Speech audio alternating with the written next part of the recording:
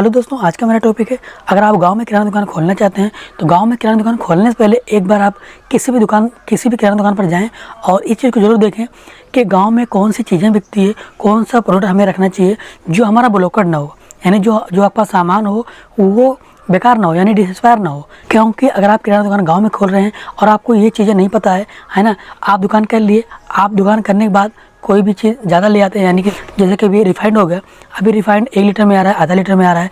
आपको ये देखना चाहिए कि हमारे गांव में लोकल एरिया में कौन सा चीज़ ज़्यादा बिकता है। जो गांव में किराना दुकानें हैं, आपको वहाँ पे एक बार ज़रूर जानकारी लेना चाहिए कि कौन सा सामान बिकता है गाँव में, है ना, वो चीज़ रखें ताकि आपको नुकसान ना हो। क्योंकि देखिए, आप गांव में किराना दुकान खोल ले तो बट आपको ये चीज़ें नहीं पता होती है। अब आपको ये नहीं पता है लोकल एरिया में यानी कि गांव मोहल्ले में कौन सामान बिकता है, यानी कौन सामान ऐसा रखें जो हमारा सेल हो सके और जो हमारा प्रॉफिट मार्जिन हो वो हमें एक्सेप्ट हो सके, यानी रिसीव हो सके।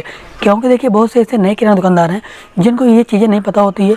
वो क्या करते हैं, दुकान तो कर लेते हैं बट उनको ये नहीं पता होता है कि कौन सा सामान रखें इस एरिया में, इस लोकल एरिया में कौन सा सामान सेल होगा, है ना। अब आप ब्रांडेड चीज़ ले आए, है ना, या फिर ज़्यादा क्वांटिटी में सामान ले लिए या फॉर्च्यून 5 लीटर में ले आए, अब उसका सेल वहाँ पे गांव में है ही नहीं है। गांव में सब आधा लीटर, 1 पाव, 1 लीटर, इससे ज़्यादा कोई लेता नहीं है ना। तो आपको सबसे पहले ये जानना चाहिए इस गांव मोहल्ले में कौन सा सामान निकलने वाला है, वो सामान आप रखें ताकि आपका सामान ब्लॉकेट ना हो, डिसएक्सपायर ना हो, ख़राब ना हो, ताकि आप जिस सामान में, जिस प्रोडक्ट में पूंजी लगाएं, आपका पूंजी के साथ साथ में आपका जो प्रॉफिट मार्जिन है वो आपको एक्सेप्ट हो सके। गांव में किराना दुकान करने से पहले आपको एक बार जरूर जानना चाहिए वो एरिया कैसा है, वहाँ के लोग कैसे हैं, है ना, कौन सामान रखें जो आपका वहाँ पे सेल होगा, है ना, कौन सा ऐसा सामान न रखें जो आपका नुकसान हो। क्योंकि देखिए, नए पर क्या दिक्कतें होती हैं जो गाँव में दुकानें करते हैं। अब देखिए, अब जैसे कि कोई भी सामान सस्ता हुआ तब वो क्या करते हैं, दुकान करने के बाद महीने 2 महीने बाद सामान वो डाट लेने लगते हैं, यानी क्वांटिटी माल ले लेते हैं। अब वो क्या होता है उस सामान का कि उनकी सेलिंग कम रहती है।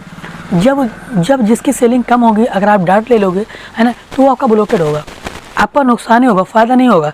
तो आपको ये एक बार जरूर जानना चाहिए, एक बार आपको ये अपनी दुकान पर फोकस करना चाहिए, कस्टमर को क्या चीज़ें चाहिए, किस टाइप का सामान चाहिए, सस्ता वाला चाहिए या फिर महंगे वाला चाहिए। गांव में दुकान करने से पहले एक बार जरूर जानें कि गांव मोहल्ले में कौन सामान ज़्यादा सेल होता है, कौन सामान ऐसा रखें जो सेल हो सके ताकि आपको नुकसान ना हो। और सबसे पहली बात मैं आपको बता दूं कि देखिए, बहुत से ऐसे दुकानदार हैं, मैं सबकी बात नहीं कर रहा हूँ, ठीक है ना, बहुत से ऐसे दुकानदार हैं, नए किराना दुकानदार, जिनको ये नहीं पता होती है जब दुकान ओपन करते हैं ना, तो अपनी दुकान चलाने के लिए और कस्टमर बनाने के लिए पता है क्या करते हैं, वो इतना उधारी सामान दे देते हैं। फिर दुकानदार जब कस्टमर से तगादा करता है, यानी पैसा मांगता है, तब कस्टमर काटने लगते हैं उनकी दुकान से।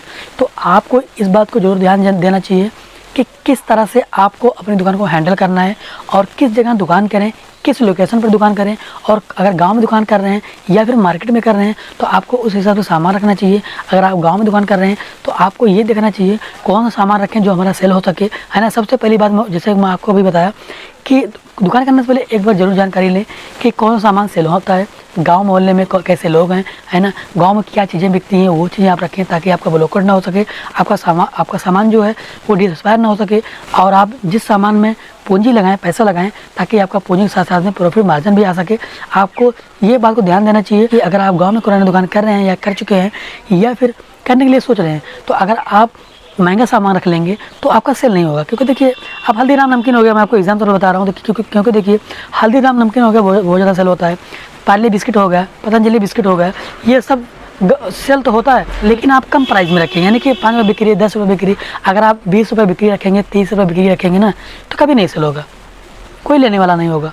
और गांव में ये सब बहुत कम ही लेते हैं। तो ऐसी वीडियो देखने के लिए चैनल सब्सक्राइब करें और वीडियो को लाइक करें, क्योंकि मैं किराना से रिलेटेड वीडियो बनाते रहता हूं।